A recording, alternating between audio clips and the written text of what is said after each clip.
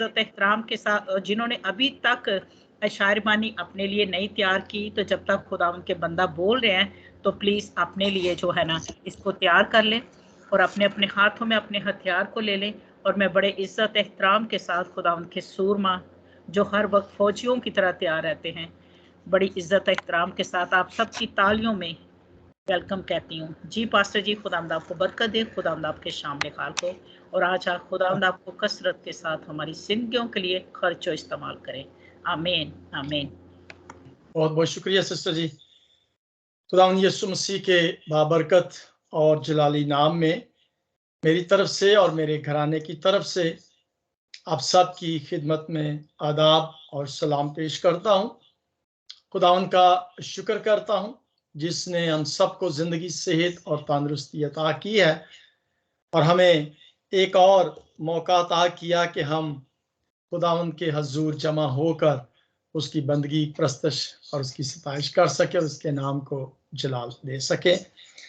जैसा कि मैंने लास्ट सैटरडे को ये अनाउंस किया था कि हम 3 सितंबर को बरोज सैटरडे पाक शायरबानी की रस्म को अदा करेंगे।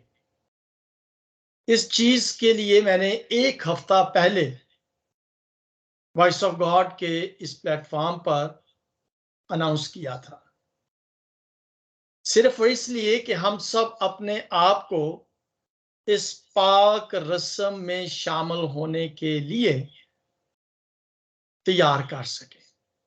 रूहानी तैयारी की मैं बात कर रहा हूं कि रूहानी तौर पर हमें इस पाक मेज में शामिल होने के लिए अपने आप को रूहानी तौर पर तैयार करना बहुत जरूरी है। और मैं ईमान रखता हूं कि हम सब ने जरूर इसमें शामिल होने के लिए अपने आप को रूहानी तौर पर तैयार किया होगा। मैंने इससे पहले जब हमने लास्ट मंथ पाक शायरबानी की रस्म को अदा किया था, तो उस पाक शायरबानी की रस्म से पहले हमने खुदावंद के जिंदा पाक कलाम में से चंद एक जरूरी बातें जो थी वो आपके गोशो गुजार की थी। हमने वहां पर इस चीज को देखा था कि इस पाक मेज में शामिल होने के लिए चंद एक जरूरी हदायत थी। उसका मकसद था, यानी कि उस पैगाम को समझना बहुत हमारे लिए जरूरी है कि इस को हम अदा क्यों करते हैं।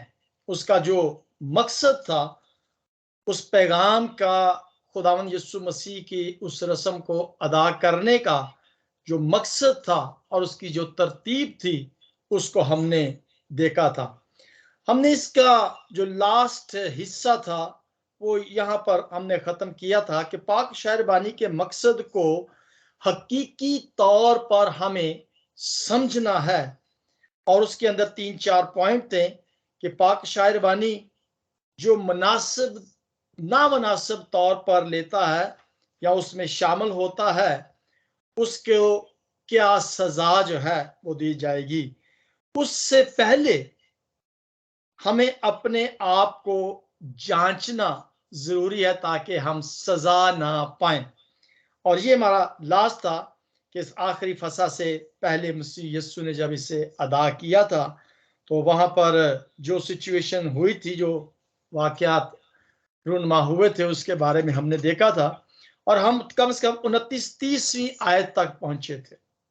सो आज हम 30 आयत जो है, 30 और 31 दो आयात हैं, इनको हम आज देखेंगे।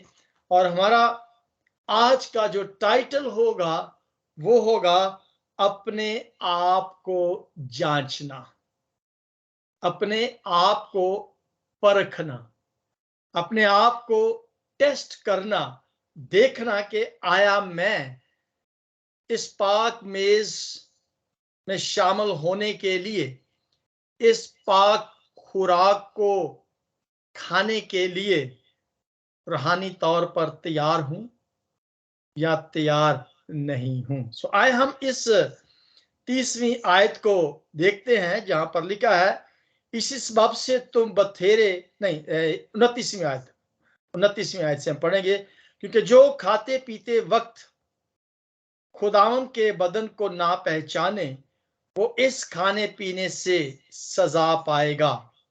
इसी सबब से तुम में बथेरे कमजोर और बीमार हैं और बहुत से सो भी गए। अगर हम अपने आप को जांचते तो सजा ना पाते। ये 29, 30 और 31 तीन आयात को हमने पढ़ा है। खुदावन इस कलाम के पढ़े और सुने जाने पर बरकत अता करे। सो लास्ट 31वीं आयत में हमने देखा कि यहाँ पे लिखा है कि इसी सबब से तुम में बथेरे कमजोर और बीमार हैं और बहुत से सो भी गए। अगर हम अपने आप को जांचते तो सजा ना पाते।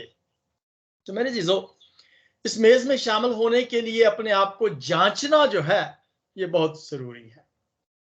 अपने आप को परखना ये बहुत जरूरी है, क्योंकि अगर हम अपने आप को जांचते नहीं हैं, परखते नहीं हैं कि आया मैं इस लायक हूं या इस लायक नहीं हूं कि मैं इस पाक मेज में शामिल हो, इस फसा में, इस लॉर्ड सफर में, इस शायरबानी में शामिल हो सकता या हो सकती हूं या नहीं, ये बहुत जरूरी है।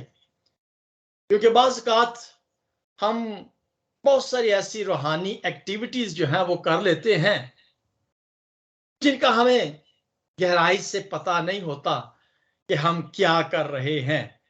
और यहां पर तो बिल्कुल वाज़ेह उन्होंने लिखा है कि सजा भी मिल सकती है अगर हम अपने आप को जांचते नहीं हैं, अपने आप को टेस्ट नहीं करते, अपना एग्जामिन नहीं करते कि मैं शामिल हो सकता हूं या नहीं हो सकता।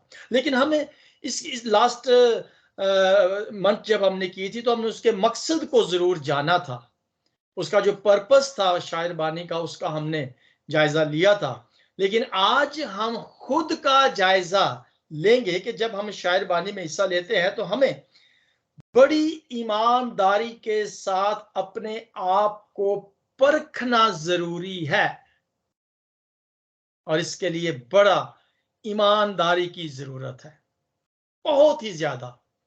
अपने साथ तो कोई बेईमानी नहीं करता ना, दूसरों के साथ हम गुजारा कर लेते हैं, कभी कभी डंडी मार लेते हैं। तो खुदा को तो पता होता है, हम दूसरों को शायद कई दफा ना पता चले कि हम क्या उनके साथ धोखा दे रहे हैं। लेकिन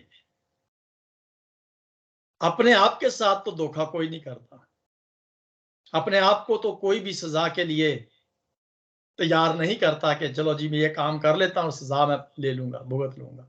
जिसका मतलब है कि बड़ी ईमानदारी के साथ हमें अपने आप को परखने की जरूरत है, जांचने की जरूरत है। और इसके साथ जो चीज हमने परखनी है आज उस चीज के बारे में हम देखेंगे।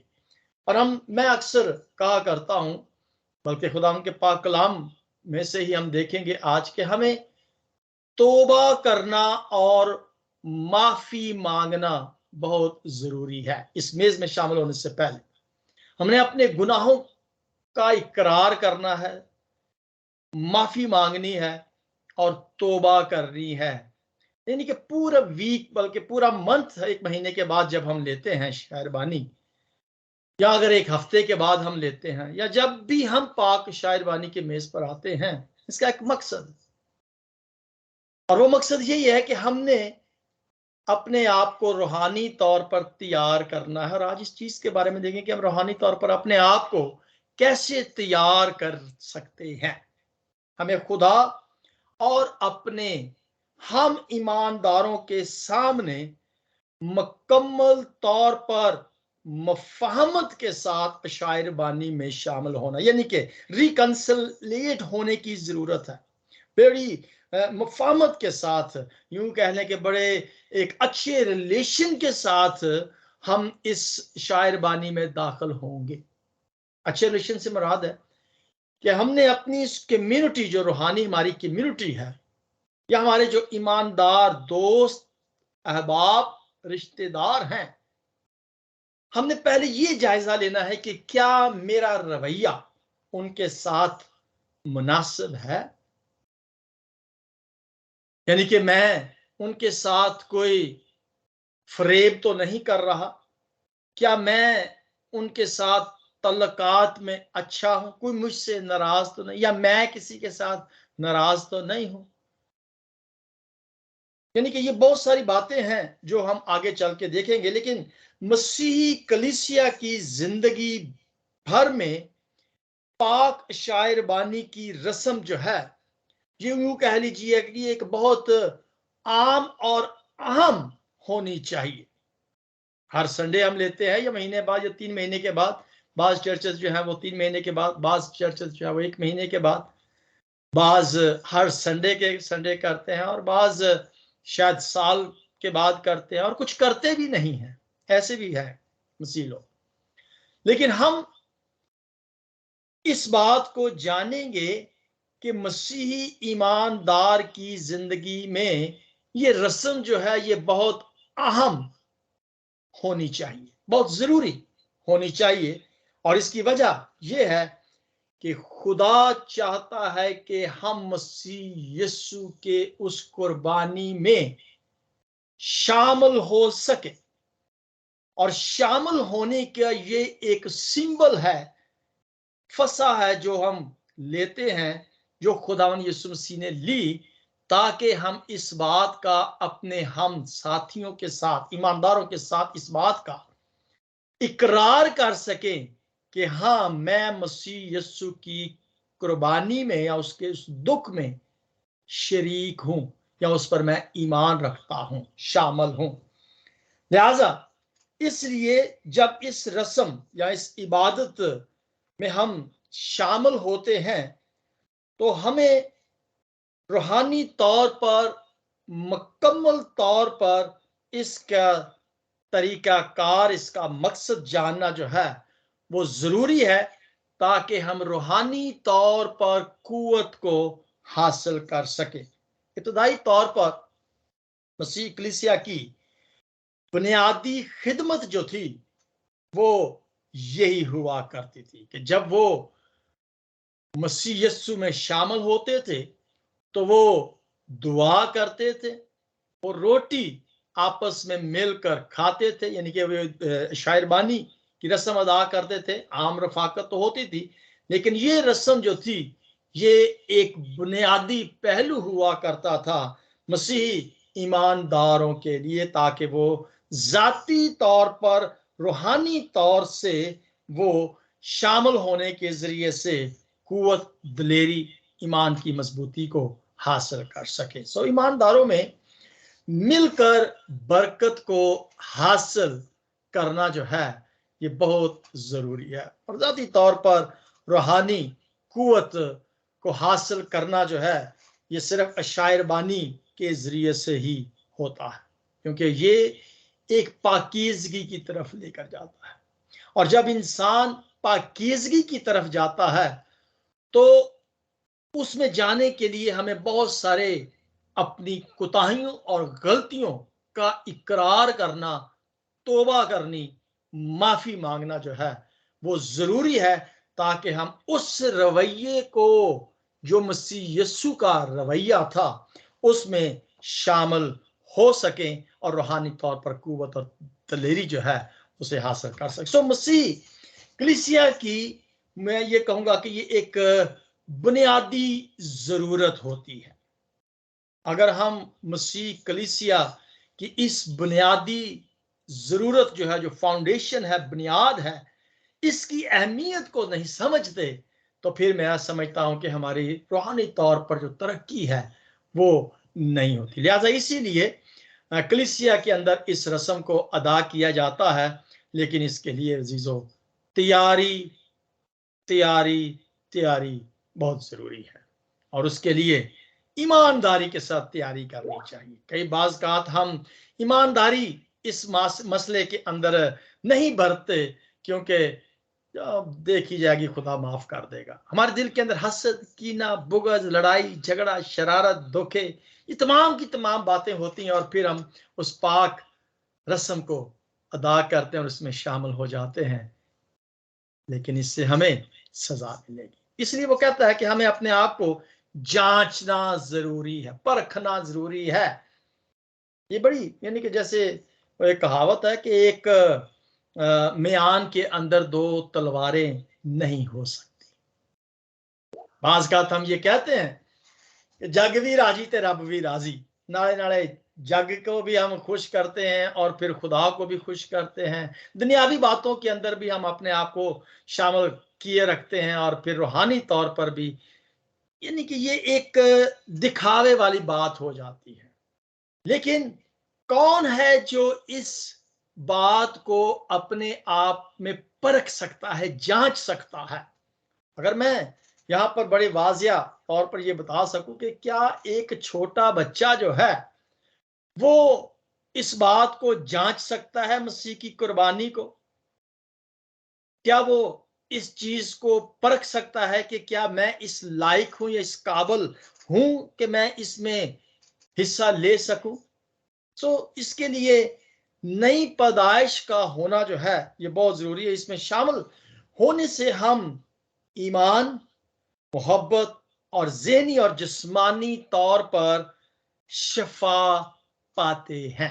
ये बड़ा अहम पहलू है कि जब हम इसके अंदर शामिल होते हैं तो हम जिस्मानी तौर पर और रूहानी तौर पर शफा हासिल करते हैं, हम मोहब्बत में आगे बढ़ते हैं और ईमान के अंदर हम कुव्वत और दलेरी जो है वो हासिल करते हैं। और एक बड़ी खास बात मैं जो इस बात से मैंने सीखी है या मैंने महसूस किया है कि हम रूहानी तौर पर जो तन्हाई है उसको हम खत्म करते हैं। रूहानी तौर पर तन्हाई हम इस तरह से मैं इसे कह सकता हूं कि जैसे कि हम हर रोज इबादत करते हैं, एवरी डे हम इस रूहानी पाक महफिल को सजाते हैं।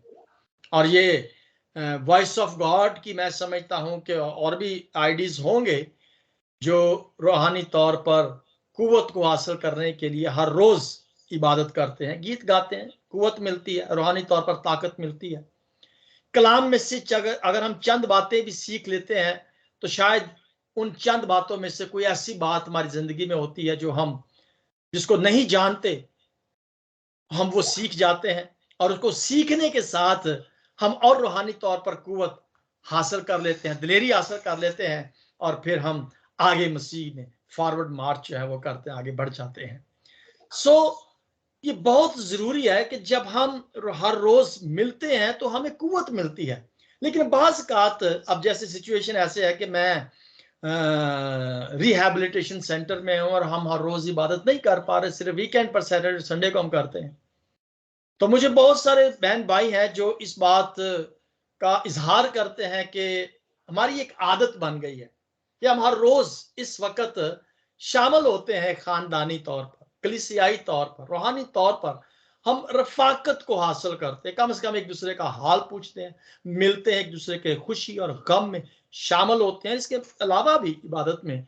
लेकिन कम से कम ये फेलोशिप, ये रफाकत जो हमारी हर रोज होती है, जब इसमें 3-4 दिन का गैप 3-4 दिन का जो गैप आ जाता है, स्पेस आ जाती है, वो मेरी वजह से है क्योंकि मैं रिहैबिलिटेशन सेंटर में हूं और हम नहीं कर पा रहे। तो वो कॉल्स जो आती हैं तो फिर उन कॉल्स के अंदर ये महसूस किया जाता है कि वी आर मिसिंग समथिंग, कोई रूहानी गैप है जो फ्लॉप हो रहा है या रूहानी गैप है जिसके अंदर कोई थोड़ी सी दूरी आ रही है। और फिर मुझे दुख भी होता है, अफसोस भी होता है, लेकिन कोई और ऑप्शन नहीं में हमें कि हम इकट्ठा हो सके। सो जिस तरह से हमारी जिंदगी के अंदर ये फेलोशिप के अंदर इस सिचुएशन की वजह से ये गैप आ रहा है, इसी तरह जब मेरे जीजो कलीसियाई तौर पर हमारे अंदर किसी किस्म का किसी भी सिचुएशन की वजह से कोई गैप आ जाता है तो उस गैप की वजह से जो रूहानी तौर पर कमजोरी आ जाती है। अब यहां पर जो लफ्ज आया है कि हम में से बथेरे कमजोर और बीमार हैं, यानी कि रूहानी तौर पर वो कमजोरी और वो बीमारी जो है, शैतान जो है, जैसे अभी बात हम कर रहे थे कि इब्लीस जो है वो बड़े मुख्तलिफ बहानों के साथ कोई ना कोई ऐसी सिचुएशन जो है वो पैदा कर देता है कि हम रूहानी तौर पर आगे नहीं बढ़ पाते। लिहाजा बहुत सारी ऐसी सिचुएशंस या हालात पैदा हो जाते हैं जिससे इंसान फिर आहिस्ता आहिस्ता आहिस्ता खुदा से दूर होता जाता है, कलीसियाई रफाकत से दूर हो जाता है, रूहानी तौर पर वो कमजोर और बीमार हो जाता है। और उस सबब से वो कहता है कि तुम में बथेरे कमजोर और बीमार हैं, और बहुत सारे इसमें सो भी गए, इस बीमारी में, इस कमजोरी में, इस जाने फानी से कूच हो जाने से मराद है कि कूच कर गए हैं, बगैर रफाकत के वो क्या हो गए हैं, इस जहान फानी से कूच कर गए हैं। वो रफाकत, वो रूहानी कुव्वत को हासिल किए बगैर वो इस जहान फानी से कूच कर गए हैं। सो इस कमजोरी को दूर करने के लिए, इस बीमारी को दूर करने के लिए बहुत जरूरी है कि हमारी कलीसियाई तौर पर रफाकत होना, फेलोशिप होना जो है बहुत बहुत बहुत जरूरी है। लिहाजा मेरे चीजों, मैं ये चाहता हूं कि हम क्या करें, अपने आप को जरूर परखें कि क्या मैं इस काबिल हूं या इस काबिल नहीं हूं कि मैं इसमें शामिल हो सकूं। हम मसीह की मौत का इजहार जब करते हैं इसमें शामिल होने के जरिए से, तो हम इस बात का इकरार कर रहे होते हैं कि मसीह यस्सु हमारे लिए कुर्बान हुआ था और उसने हमारे लिए अपनी जान को कुर्बान किया था, और हम मसीह के लिए हम अपनी जिंदगी में उसकी मर्जी को शामिल होने के लिए तैयार करते हैं कि हाँ खुदावंद, मैं अपनी मर्जी के साथ अपनी जिंदगी के अंदर आपकी उस मौत को शामिल करके उस हमेशा की जिंदगी की तरफ आगे बढ़ना चाहता या चाहती हूं। मेरे इसमें शामिल होने से पहले बड़ी खास बात जिसका हमें ख्याल करने की जरूरत है कि उस तकद्दुस का रवैया हमें अख्तियार करने की जरूरत है जो मसीह यस्सु का रवैया उस पाकीज़गी के लिए था। जिस तरह से खुदावंद यीशु मसीह के अंदर वो पाकीज़गी थी, वही पाकीज़गी, यू कह सकते हैं कि हम एटीट्यूड ऑफ क्या उसे कह सकते हैं कि एटीट्यूड ऑफ होलीनेस, यानी कि पाकीज़गी या सैक्रामेंट का जो था, सैक्रामेंट, हाँ सैक्रामेंट ही है कि सैक्रीमेंट का जो हमारा रवैया है, उस तकद होलीनेस का जो हमारा पाक रस्म को शामिल, पाक रस्म में शामिल होने की जो तकद्दुस है, तकद्दुस का रवैया जो है, वो हमारे अंदर उस पाकीज़गी का रवैया होना बहुत जरूरी है। अपने आप को पाक और साफ करने की जरूरत है, ना सिर्फ जिस्मानी तौर पर बल्कि हमें रूहानी तौर पर भी अपने अंदर उस पाकीज़गी को शामिल करना बहुत जरूरी है। आज का पैगाम बहुत आम है, लेकिन मैं चाहता हूं कि इस पैगाम को आप दूसरों के साथ भी शेयर जरूर कीजिएगा। इस पाक रस्म में शामिल होने से पहले जो रूहानी तौर पर तैयारी है, पाकीज़गी जो है, उसको हासिल करना बहुत बहुत जरूरी है। इसका मतलब है कि ये पाकीज़गी जो है, ये एक कुर्बानी को जाहिर करती है, ये एक कामलियत को जाहिर करती है, और ये उसके अहकाम को जाहिर करती है। ये रूहानी एटीट्यूड जो है, यानी कि पाकीज़गी का जो रवैया है, इसके अंदर कुर्बानी, अहकाम और कामलियत जो है ये शामिल है। यानी कि इसकी जो यूं कह लें कि अहमियत जो है, इस पाक शायरबानी की जो अहमियत है, ये रूहानी तौर पर और दिली तौर से ये खुद को दिली मुआजना करने की जरूरत है। यानी दिली तौर पर हमने क्या करना है कि दिली तौर पर हमने मुआजना करना है कि क्या हम रूहानी तौर पर और दिली तौर पर इसमें शामिल होने के लिए तैयार हैं। अपना मुआयना करना है, जायजा करना है, मुआयना करना है कि खुद का रूहानी और दिल से मुआजना करना जो है ये बहुत जरूरी है। रूहानी तौर पर और दिली तौर पर, और दिल से जो मुआजना किया जाता है वो बिल्कुल पाक और साफ होता है, और रूहानी तौर पर जो अपना खुद का मुआजना करना होता है वो बिल्कुल सच और बरहक होता है। सो इसमें अंदर कोई भी शख्स जो है वो अपने आप को धोखा या फरेब नहीं दे सकता। सो आखिरी पॉइंट जो मेरे पास यहाँ पे लिखा है कि मेज तक पहुंचने के लिए खुद को जांचने कि मैं अंदरूनी तौर पर पाक हूं या नहीं हूं। मेज तक पहुंचने के लिए रूहानी तौर पर अपने आप को जांचना बहुत जरूरी है। मैं जो बात कहा था, हम इस बात को परवाह नहीं करते, दरगजर कर देते हैं, पाक मेज पर पहुंच जाते हैं, लेकिन हम इसका जायजा नहीं लेते, इसका मुआयना नहीं करते कि ये पाक मेज है, ये खून, ये शीरा जो हम लेते हैं या ये रोटी जो हम खाते हैं, इसकी अहमियत क्या है। हम इसकी अहमियत को कई दफा नहीं जानते, और इसके लिए मेरे जो बहुत ज्यादा जरूरी है, सवाल मेरे ज़हन के अंदर जो आ रहा है वो ये है कि क्या मेरा मसीह जैसा रवैया है, जैसा रवैया मसीह यीशु का है, क्या वैसा रवैया मेरी जिंदगी के अंदर है। मसीह यीशु ये चाहता है कि जैसा उसका किरदार है, उसका मिजाज है, उसके एटीट्यूड है, वही एटीट्यूड, वही मिजाज जो है वो मेरी और आपकी जिंदगी में होना जरूरी है।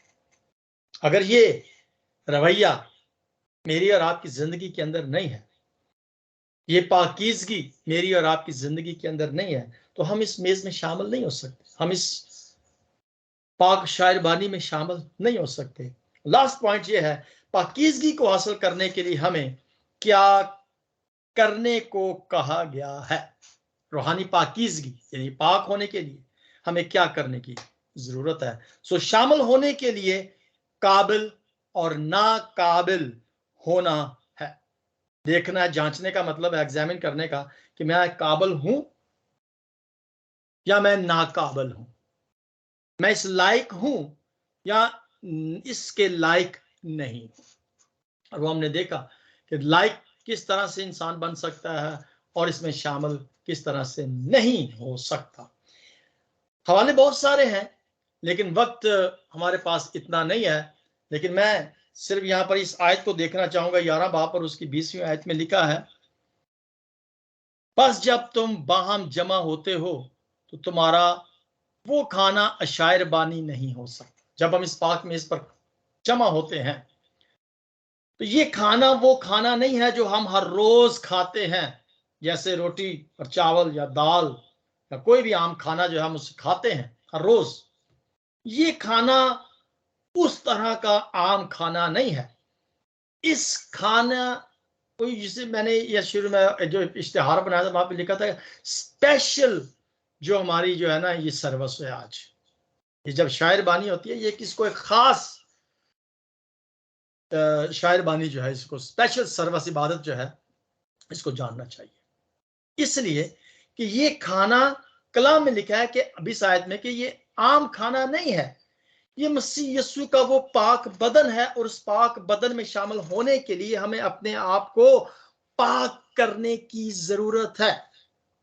अब यहां पर जो सवाल था कि हमें क्या करने को कहा गया है, इसमें शामिल होने से पहले कौन सी बातें हैं जिसको करने से हम काबिल जो हैं वो हो जाते हैं। अगर आप लूका रसूल की अंजील में देखें 22 बाब और उसकी 19 आयत में लिखा है कि ये मेरा बदन है। यीशु कहता है कि ये मेरा बदन है और उसका बदन पाक है, और उस पाक बदन को लेने के लिए हमें अपने आप को पाक करने की जरूरत है। और फिर अमाल 2 बाब और उसकी 42 आयत को मैं आपके साथ पढ़ना चाहूंगा। ये हमारा लास्ट होगा क्योंकि आज शायरबानी भी है। तो यहाँ पे लिखा है अमाल 2 बाब में और उसकी वर्स जो है 42 में लिखा है, और ये रसूलों से तालीम पाने, रफाकत रखने और रोटी तोड़ने और दुआ करने में मशगूल रहे। जो मसीह यीशु में ईमान ले आते हैं, मसीह यीशु पर ईमान ले आते हैं, वो क्या करते हैं? तालीम पाते हैं। और बाज़ औक़ात मैंने देखा कि चर्चेस के अंदर वो शायर बानी की रस्म को लेते हैं जिनको तालीम का पता ही नहीं है, किस मकसद के लिए ले रहे हैं। मैंने बहुत सारे लोगों से ये सवाल किया कि हम हर संडे को पाक शायर बानी की रस्म लेते हैं, क्या आप जानते हैं क्यों लेते हैं? और उसमें बहुत सारे बच्चे भी होते हैं, लेकिन उनको उस तालीम का नहीं पता, मकसद का नहीं पता, पाकीज़गी के बारे वो नहीं जानते, लेकिन वो उसमें शामिल हो जाते हैं। तो यहाँ पर इसीलिए उसने लिखा, खुदा के बंदा पौलुस रसूल ने, कि हमें अपने आप को जांचने की जरूरत है, इसमें शामिल होने से पहले अपने आप को परखें। और फिर अब्रानियों के खत के अंदर, और फिर इसके 38वीं अब्रानियों रहने देते हैं, 38वीं आयत को पढ़ें तो वहां पे लिखा हुआ है 38वीं आयत में, पतरस ने उनसे कहा कि तौबा करो और तुम में से हर एक अपने गुनाहों की माफी के लिए मसीह यीशु के नाम पर बपतिस्मा ले तो तुम रूह कुद्दस इनाम में पाओगे। अब यहां पर नई पैदाइश का जिक्र हो रहा है कि जिस शख्स ने पानी का बपतिस्मा नहीं लिया वो इसके अंदर शामिल नहीं हो सकता। और ये पानी का बपतिस्मा जो है, रूह कुद्दस फिर इनाम में हमें मिलता है। उसके लिए अपने गुनाहों से माफी मांगने की जरूरत है, तौबा करने की जरूरत है, और फिर उसमें हम जब शामिल होते हैं तो फिर हम तालीम पाते हैं, फिर हम कलाम को कबूल करते हैं, और फिर हम आगे रूहानी तौर पर रफाकत जो है उसमें बढ़ते जाते हैं। सो मेरे अज़ीज़ों, यहाँ पर सवाल है कि हम क्या करें। मैंने कोशिश की है कि हम तफसीलन थोड़ा सा इस बात पर जान सकें कि हमें नए पैदाइश को हासिल करने की जरूरत है, हमें उस पाकीज़गी को हासिल करने की जरूरत है, हमें आपस में रफाकत, मोहब्बत, प्यार और रोटी तोड़ने में शामिल होने की जरूरत है। फिर हम क्या कर सकते हैं?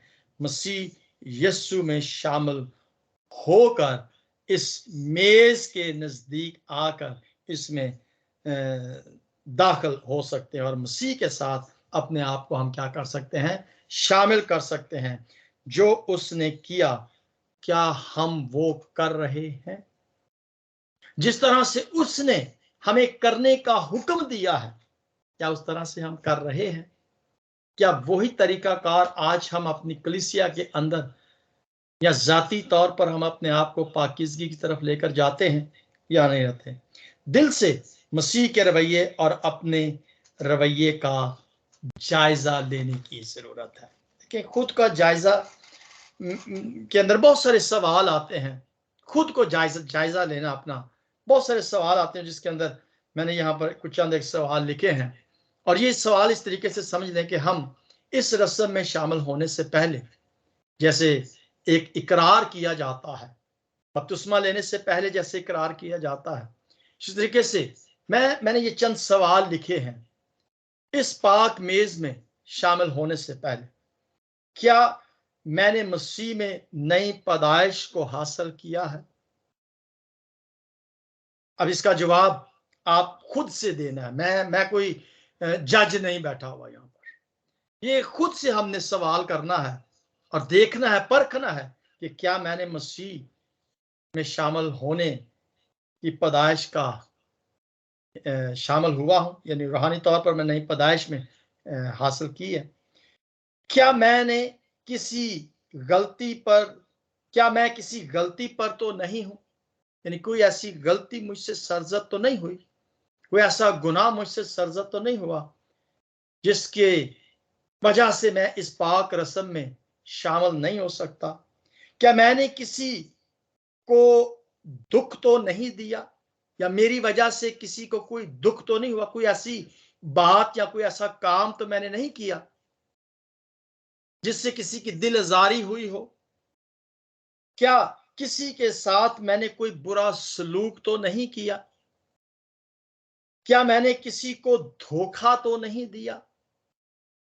और धोखा या नाराजगी तो नहीं किसी के साथ मेरी, और अगर नाराजगी है या धोखा दिया है तो फिर मैं इसके अंदर शामिल नहीं हो सकता, इस काबिल नहीं हूं।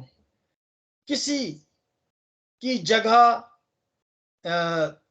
धोखे से तो नहीं, किसी की जगह को धोखे से तो नहीं ले लिया। बात किसी धोखे की वजह से हम किसी और की जगह जो है वो ले लेते हैं, किसी का नुकसान जो है करके तो फिर हम उस जगह पर पहुंच जाते हैं। ये धोखा है, फरेब है। और कोई दानिस्ता तौर पर मुझसे गलती या गुनाह तो सरजद नहीं हुआ। किसी को कोई तल्ख जवाब तो मैंने नहीं दिया।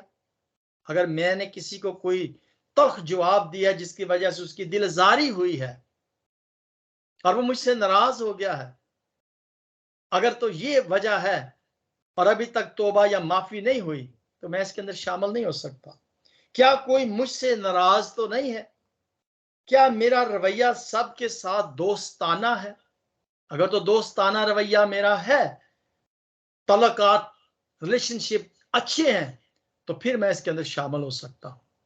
अगर रिलेशनशिप अच्छे नहीं है सबके साथ, तो मैं इसके अंदर शामिल नहीं हो सकता।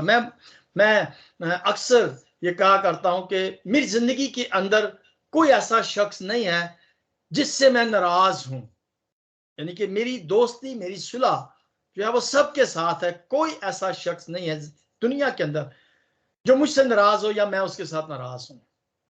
मेरे जो आए हम इन चंद लम्हों के अंदर अपने आप को एनालिसिस करें, अपने आप का जायजा लें। इस पाक मेज में शामिल होने के लिए क्या मैं इस लायक हूं? अगर नहीं हूं और फिर भी मैं ले लेता हूं, तो यहाँ पे लिखा है कि सजा पाओगे। अब वो सजा क्या है, ये तो खुदा उस पर बैठा है, वो जज करता है, वो क्या सजा देगा इसके बारे। और उसके जो अल्फाज हैं वो झूठे नहीं है, वो सच है। वो सजा देता है, किस तरह से देता है? वो हमारी तरबियत के लिए देता है, हमें सिखाता है, तरबियत करता है। लिहाजा मेरी चीजों, आए हम अपना रवैया, अपना अरादा, अपना ख्याल, एहसास और अपनी ख्वाहिश खुदा के हवाले करें। और जब हम ये तमाम की तमाम चीजें अपने आप को खुदा के हवाले कर देते हैं, तो फिर खुदा अपनी मर्जी के साथ हमें इस्तेमाल करता है। बाज़ औक़ात हम अपनी ख्वाहिशों के तरीके से अपने आप को खर्च और इस्तेमाल करना चाहते हैं। बहुत ज़रूरी है कि हम खुदा के कलाम पर ध्यान दें।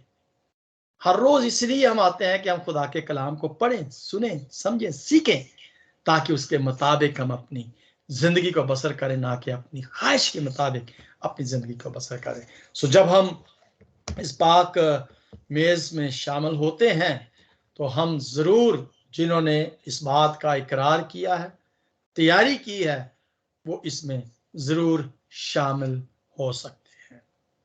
आए हम इसमें ज़रूर शामिल होंगे। जिनके पास वो प्याला है और वो रोटी है, वो ज़रूर अपने सामने मेज़ पर रख लें, ताकि हम इसमें शामिल हो सकें। इससे पहले हम एक छोटी सी दुआ करते हैं। सिस्टर रुखसाना, आप हेल्प कीजिएगा दुआ करने में, ताकि कोई दुआ कर सके। और उसके बाद मैं चाहूँगा, हमारे साथ खादिम नहीं है, पास्टर नहीं हमारे साथ, तो चले कोई भी बहन या भाई जो है वो दुआ कर सकता है। एक भाई साबर के हमारे साथ हैं, दुआ करेंगे। और सेकंड सिस्टर नसरीन ज़िया हमारे साथ हैं। मैं चाहूँगा कि ये दो दुआएं जो हैं की जाएं, और हवाले मैं दोनों पढ़ देता हूं। और आपने भाई साबर, आपने रोटी के लिए दुआ करनी है, और सिस्टर नसरीन वो शीरे के लिए दुआ करेंगे। और हम सब मिलकर, जो रेडी हैं, तैयार हैं, हम सब मिलकर इसमें शामिल होंगे, और मैं आपको बताऊंगा।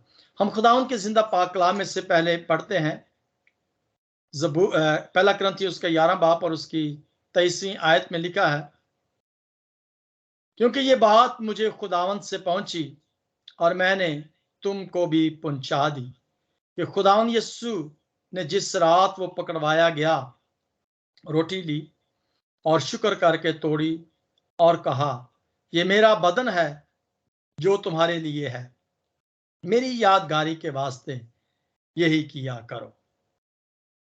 इसके लिए रोटी के लिए दुआ भाई साबर करेंगे और फिर सेकंड दुआ सिस्टर नसरीन करेंगी।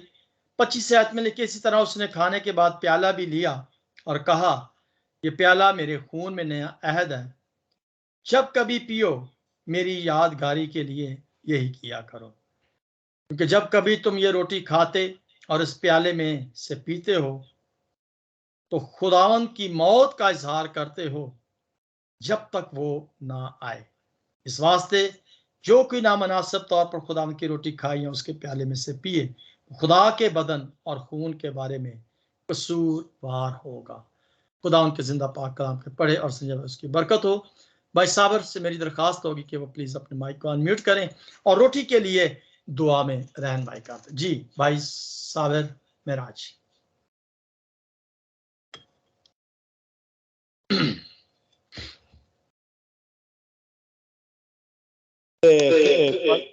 रोटी के लिए एक आयत मैंने कलाम पढ़ना है? नहीं, आपने सिर्फ दुआ करनी है रोटी के लिए जो अभी मसीह का बदन तोड़ा जाएगा। कदूस कदूस कदूस पूरी कुदरत वाले खुदा, तेरा शुक्र, तेरी तारीफ, तेरे नाम को जला लो। खुदावन तुझे हम बारीक कहते हैं, तेरा शुक्र करते हैं। खुदावन आज की इस पाक रस्म अशाए रबानी के लिए और ऐ बाप इस रोटी के लिए तूने कलाम में फरमाया है कि जो इसमें से खाता और इस प्याले में से पीता है वो मुझ में कायम रहेगा और मेरी बातें उसमें कायम रहेंगी। बेशक है खुदावन, जब हम रूह और सच्चाई से तेरा पाक बदन लेते हैं तो हम उस रफाकत और शराकत में शामिल होते हैं। ऐ बाप, जिसका आगाज तूने अपने शागिर्दों से किया जब आखिरी खाने के वक्त, और अपने शागिर्दों से कहा, लो ये मेरा बदन है जो तुम्हारे लिए दिया जाएगा, और जब जब तुम खाओगे मेरी यादगारी के लिए यही किया करो। यीशु जी, आज जितने भी बहन भाई अशाए रबानी की इबादत में शामिल हैं और उन सबको बरकत दे और हमें फसल दे कि जब भी हम तेरे पाक बदन और खून की शराकत में शामिल हों, हम रूह और सच्चाई से हासिल करें। यीशु के नाम से आमीन। आमीन आमीन। ये वो बदन है जो मेरे लिए सलीब पर तोड़ा गया था। हम मसीह के इस बदन में सब मिलकर शामिल होंगे।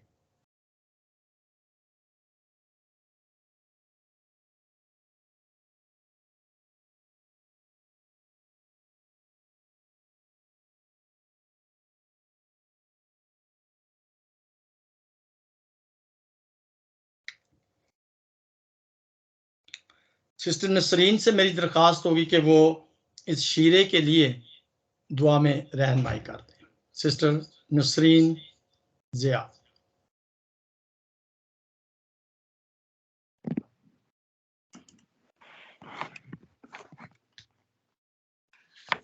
जी, आए अपने सर को झुकाएं।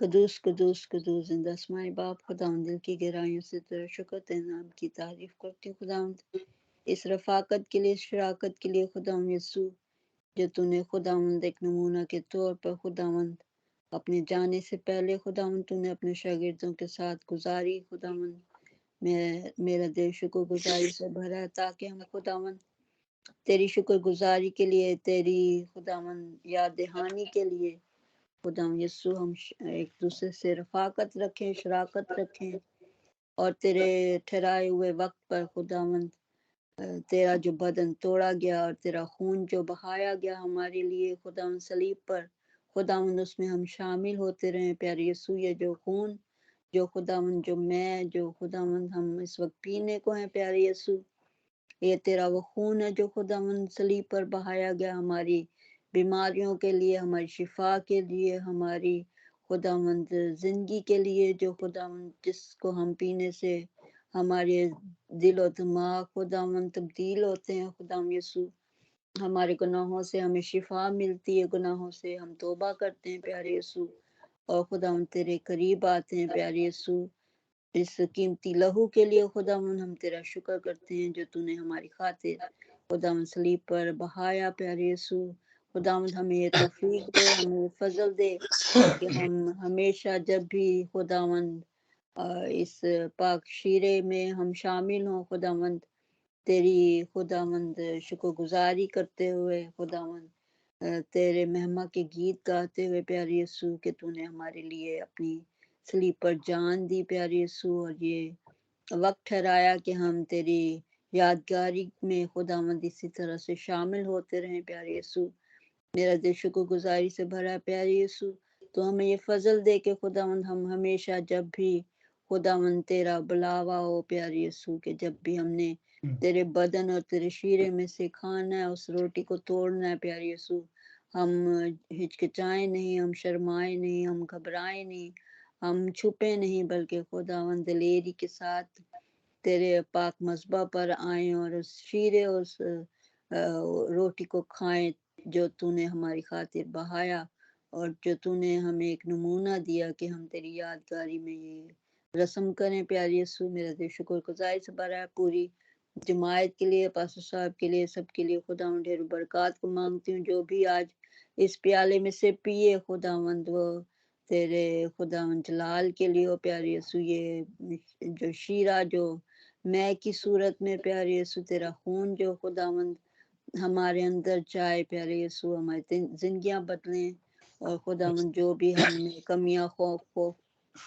कमियां खामियां खुदावंद यीशु, कोई भी कमजोरी है खुदावंद या इब्लीस की कोई भी चालें हमारे अंदर जहनों में काम करती खुदावंद, आज उनका खात्मा हो ताकि तेरा नाम जलाल पाए। ये सब कुछ मांगती हूँ तेरे जिंदा जलाली को दूसरे सुना में सुनर बख्श दे। आमीन आमीन आमीन आमीन। हम इस खून को जो सलीब पर मेरे और आपके गुनाहों के लिए बहाया गया था, मिलकर हम इसे पिएंगे।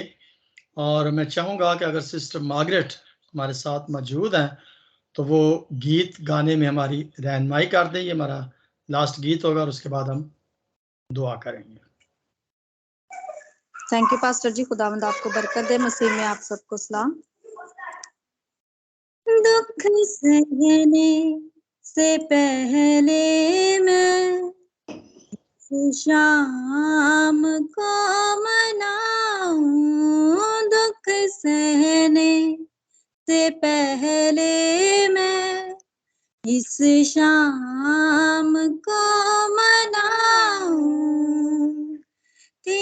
आरज़ू ये मेरी फसा में आज खाऊं, दुख सहने से पहले मैं इस शाम को मनाऊं, फिर ना कभी पीऊंगा मैं अंगूर का ये शीरा, अपने दिलों में रखना मेरी याद का ज़ख़ीरा, कल जो भी है वो होना वो आज मैं बताऊं, दुख सहने से पहले मैं इस शाम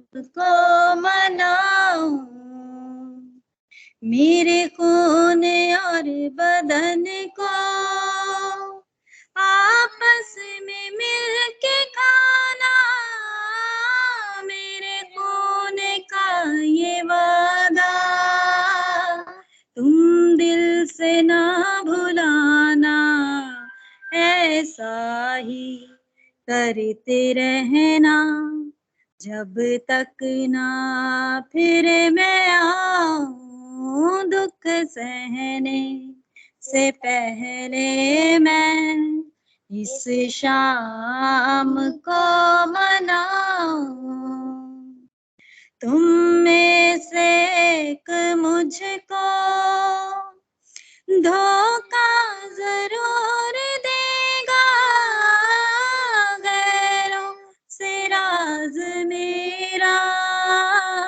वो मोल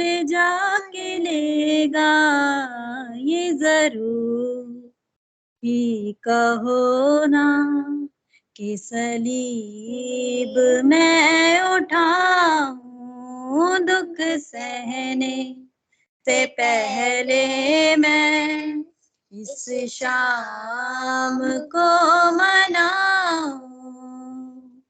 थी आरज़ू ये मेरी, ये फसा मैं आज खाऊं, दुख सहने से पहले मैं इस शाम को मनाऊं। Hallelujah, amen. Thank you pastor ji, God bless you. Amen. बहुत बहुत शुक्रिया बेटा मार्गरेट, खुदावंद आपको बरकत अता करे। खुदावंद के जिंदा पाक कलाम में से आखिरी आयत को पढ़ेंगे, लेकिन खुदावंद हमको सजा देकर तरबियत करता है ताकि हम दुनिया के साथ मुजरम ना ठहरें। बस है भाइयों, जब तुम खाने के लिए जमा हो तो एक दूसरे की राह देखो, और अगर कोई भूखा हो तो अपने घर में खा ले, ताकि तुम्हारा जमा होना सजा का बायस ना हो, और बाकी बातों को मैं आकर दुरुस्त करूंगा। खुदा उनके जिंदा पाक कलाम के पढ़े और सुने जाने पर उसकी हम सब पर कसरत से बरकत हो। हम लास्ट प्रेयर लेंगे क्योंकि हम आज सिर्फ शुक्रगुजारी करेंगे, कोई रिक्वेस्ट जो है वो नहीं लेंगे, लेकिन हम एक दूसरे के लिए दुआ करेंगे। जिंदा जलाली आसमानी बाप खुदावंद तेरा शुक्र करते हैं तेरे बदन के लिए जो सलीब पर तोड़ा गया, तेरे उस खून के लिए जो सलीब पर हमारे गुनाहों के लिए बहाया गया, वो कांटों का ताज जो सर पर रखा गया, वो पसली में नेजा, हाथों और कीलों पर, हाथों और पांव पर जो कील ठोंके गए, जो मुंह पर थकवाया गया, जो धक्के और लानते सही गई, वो सब हमारे लिए थी। हम उन सजाओं के लायक थे, लेकिन खुदावंद ने आपने हमारी तमाम बदकारी को अपने ऊपर उठा लिया ताकि हम जिंदगी और शिफा को हासिल कर सके। हम आपके नहायत ही तहे दिल से शुक्रगुजार हैं। और जब आज खुदावंद हम इस पाक मेज पर जमा होकर खुदावंद इस रस्म को अदा करते हैं जो आपने अपने शागिर्दों के साथ आखिरी फसा खाई, हम इस बात का इजहार करते हैं कि हम आपके उस दुख में शरीक हैं। और आज मसीह होने की वजह से जो तकलीफें, जो बर्दाश्त, दुख हम सहते हैं, जो भी हम बर्दाश्त करते हैं, वो सिर्फ और सिर्फ आपकी मोहब्बत में हम सब सहते हैं। खुदावंद, ये तकलीफें, ये मुश्किलें, ये बीमारियां, ये मुसीबतें हमें आपकी मोहब्बत से जुदा नहीं कर सकती। हम हर हाल में खुदावंद आपका शुक्र गुजार रहे। दुआ करते हैं खुदावंद, जितने भी बेटे बेटियों ने आज इस पाक रस्म में शमूलियत की है, खुदावंद उन्हें जिंदगी, सेहत, बरकत, तंदुरुस्ती अता करें। और जिन्होंने अपने आप को तैयार नहीं किया, उनके लिए खास दुआ है कि खुदा वो भी अपने आप को रूहानी तौर पर तैयार कर सके कि वो इस पाक मेज के शामिल होने के लायक ठहर सके, और उन तमाम कोताहियों को, गुनाहों को, गलतियों को, कसूरों को जो उनकी जिंदगी से दानिस्ता तौर पर और नादानिस्ता तौर पर सरजद हो जाती हैं, वो उनसे तौबा करें, माफी मांगते हुए, इकरार करते हुए आपके उस रवैये को हासिल कर सकें जो रवैया आपने इस जमीन पर जिंदगी बसर करते हुए एक दूसरे के साथ रखा था। शुक्र करते हैं खुदावंद आपके तमाम ईमानदार खादमों के लिए, बेटे बेटियों के लिए, जो खुदावंद इसका इजहार इस रस्म में शामिल होने के जरिए से एक दूसरे के साथ करते हुए इकरार करते हैं। हम सबको बरकत अता करे। ये दुआ आप ही के प्यारे बेटे खुदावंद यीशु के जलाली और बाप बरकत नाम से मांगते हैं, आमीन। जी, over to sister Rukhsana. Thank you pastor ji, खुदावंद आपको बहुत बहुत बरकत दे इस बाबरकत कलाम के लिए, इस बाबरकत ब्लेसिंग के लिए, मेज के लिए जो आपने हम सब के लिए सजाई है, और जो आज हमने खुदावंद के बदन को और उसके खून को पिया है। खुदावंद जैसा उसका बदन है और उसका पाक खून पाक है, खुदावंद हमें वो पाकीज़गी को पैदा करे और हमें तौफीक दे कि जब तक वो आ नहीं जाता हम भी जैसे खुदावंद ने हमारे लिए दुश्मन के रूबरू इस मेज को सजाया, हम भी जो है उसकी चालों पर हमेशा इस कलाम के वसीला से गलबा हासिल करने वाले हों। आमीन। खुदावंद आपको बहुत बरकत दे। खुदावंद हमेशा हमेशा अपने फजल वाले खाद को बढ़ाकर आपको अपनी कवी बासों में महफूज रखे और आपकी हर तरह की कमजोरी जो है वो उसकी शहजोरी में तब्दील हो। आमीन। खुदावंद आपको बरकत दे और जितनों ने इसमें बरकत में शामिल हुए हैं, खुदावंद इनको भी और ज़्यादा बरकत दे। आज सिस्टर अनीला का बर्थडे था, तो उनके लिए मैं चाह रही थी दुआ करनी, और सिस्टर ज़ेबा का भी परसों बर्थडे था, तो मुझे तो कल पता चला था। तो खुदावंद इन दोनों हमारी बहनों को बरकत दे। सो अभी हमारे साथ भाई अलमास हैं। भाई अलमास, आपने कोई पार्टिसिपेट नहीं किया, बस आप एक छोटी सी दुआ कर दें इन बहनों के लिए बरकत की, कि जो खुदावंद ने उनकी जिंदगियों में ये नया साल दिया है, ये नया साल नई